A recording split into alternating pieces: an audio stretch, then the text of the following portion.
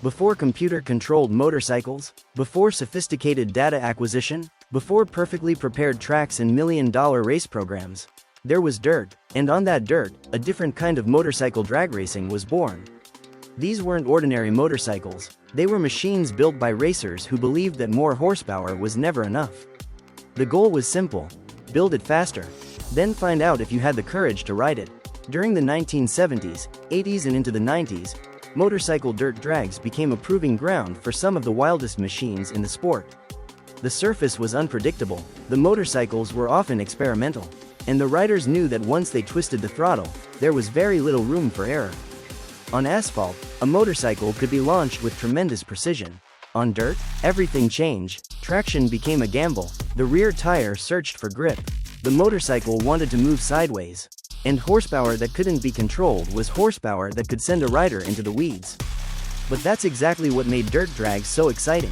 This was an era populated by some of the toughest names in motorcycle drag racing.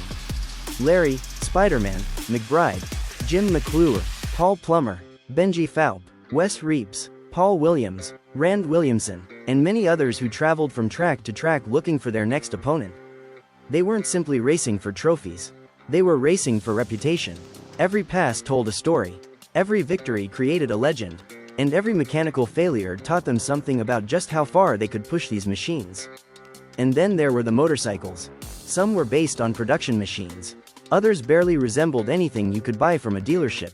Engines were enlarged, frames were modified, chassis were stretched, tires became wider, and horsepower climbed higher and higher. Please like, share and subscribe to my channel. Racers were constantly searching for the combination that would produce the perfect pass. But on dirt, horsepower was only part of the equation. You had to make it work. But if you ask the people who lived through this era, they'll tell you it wasn't just about the motorcycles. It was about the people, the families who traveled together, the crews who worked through the night, the racers who helped each other when an engine broke, the rivalries, the friendships, the arguments, the victories, and the stories that were created every time someone rolled onto the starting line. These weren't just competitors, they were a community, and together, they created a chapter of motorcycle racing history that deserves to be remembered. Today, motorcycle drag racing has evolved dramatically. The technology is better, the tracks are better, the motorcycles are faster, but the basic attraction remains unchanged. Man versus machine, rider versus rider, horsepower versus traction, and the question that has existed since the beginning: who is going to get there first?